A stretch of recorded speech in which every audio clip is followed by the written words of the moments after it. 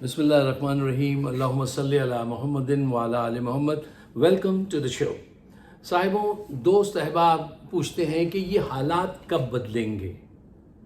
میرا جواب ہوتا ہے کہ جب ذہن بدلیں گے۔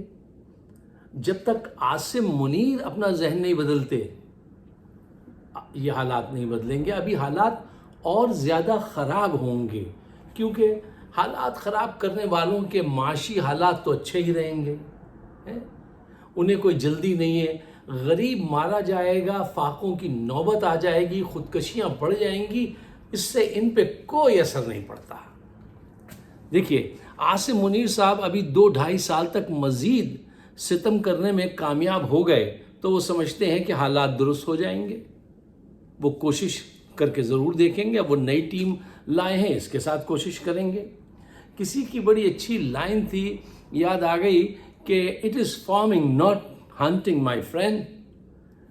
یہ کام جو ہے یہ ایسا ہے جیسے بیج بونا، جیسے فارمنگ میں ہوتا ہے، زراعت میں بیج بونا، پانی دینا، اس کی گوٹے لگانا، پھر اس کے بعد فصل آتی ہے۔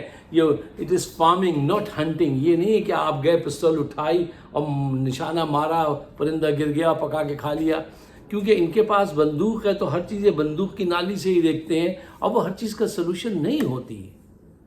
کہتے ہیں جس کے پاس ہیمر ہوتی ہے وہ سمجھتا ہے ہر پرابلم جو ہے وہ نیل ایسے ٹھیک کرے گا، ایسا نہیں ہے۔ اب آپ یہ دیکھیے، ایک قریبی کل کی بات دیکھ لیجئے جناب۔ ایک غلطی، پہلی غلطی یہ کہ جھوٹے مقدمے میں اس کو پھنسایا عمران خان کو۔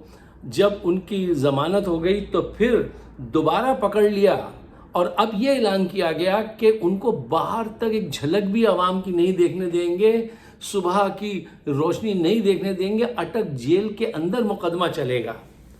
اب دیکھیے، مقدمہ تو عدالتوں میں چلتا ہے نا صاحب، یہ چھپ چھپا کے اتنی تیزی سے مقدمہ جو چلانے کی کوشش کر رہے ہیں، وہ یہ کہتا ہے کہ اگر میں نے جرم کیا ہے تو مجھے عدالت میں لے چلو، اوپن ٹرائل کر دو، ساری عوام کو دکھاؤ، اگر مجرم ہے تو اس کو سزا دو۔ یہ بات بالکل مناسب ہے۔ انہوں نے کیا کیا ہے کہ صدر کے جعلی دستخط کرا کے ایک قانون بنوا لیا، ایک عدالت بنوا لی۔ اب جلد سے جلد اس پہ عمل کرنا چاہتے ہیں، چھپ چھپا کے جیل کے اندر عدالت لگائیں گے۔ بہت خوب، بہت خوب۔ اور یہ ساری دنیا دیکھ رہی ہے، وہ کچھ نہیں سمجھے گی کہ مقدمہ عدالتوں میں چلتا ہے، یہ جیل میں چلائیں گے۔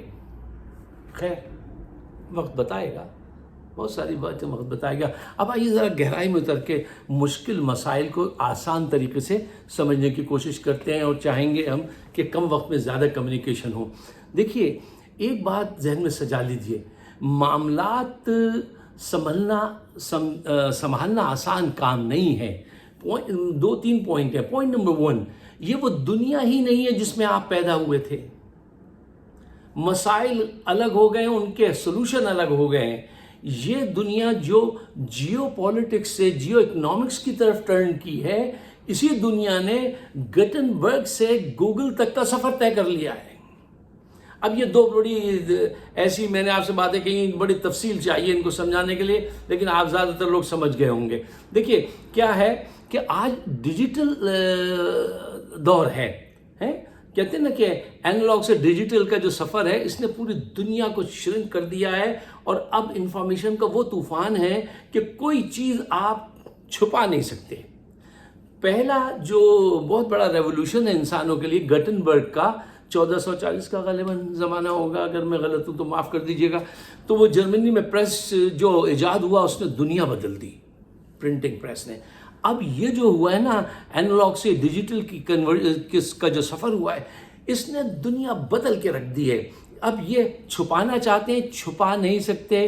ان کے وہ راز ہم کو یہاں بیٹھ کے پتہ ہیں جو یہ اپنے سے بھی چھپائے بیٹھے ہیں۔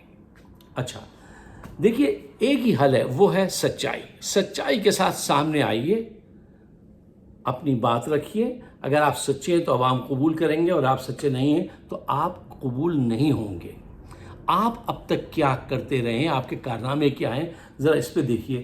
9 مئی کا واقعہ ہوا تو عمران خان پر ایک پولیس لائن میں بیٹھ کر ایک جج صاحب وہاں موجود تھے، جن کا نام دلاور ہے، انہوں نے فرد جرم عائد کر دی تھانے میں وہاں بیٹھ کے۔ وہ وہاں موجود نہیں ہے، مقدمہ نہیں چلا، فرد جرم عائد کر دی۔ انہی صاحب نے دلاور صاحب نے جو ہے وہ عمران کے گواہان کو سننے سے انکار کر دیا تھا. ذرا اندازہ لگائیے. اور کہا اس کی کوئی ضرورت نہیں ہے. آپ کے لوگوں نے وکیل صفائی جناب کھوسا صاحب کے گھر پہ فائرنگ کی، باقاعدہ ان کے بچے کو اغوا کرنے کی کوشش کی.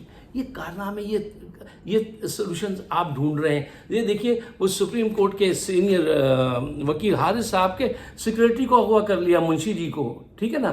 پھر ان پہ اتنا پریشر ڈالا کہ ان کو ان کی ٹیم سے الگ کرا دیا. کیا یہ سارے نسخے صحت یابی کی طرف لے کے جا رہے ہیں یا مریض کو ماریں گے؟ آپ کے نسخے گاؤں میں آواز لگا کر، مجمع لگا کر تیل بیچنے والے لوگوں کی طرح ہیں، جو اگر کوئی بیچارہ بھولا بھٹکا خرید بھی لے تو بھی وہ تیل بے اثر ہی ہوتے ہیں.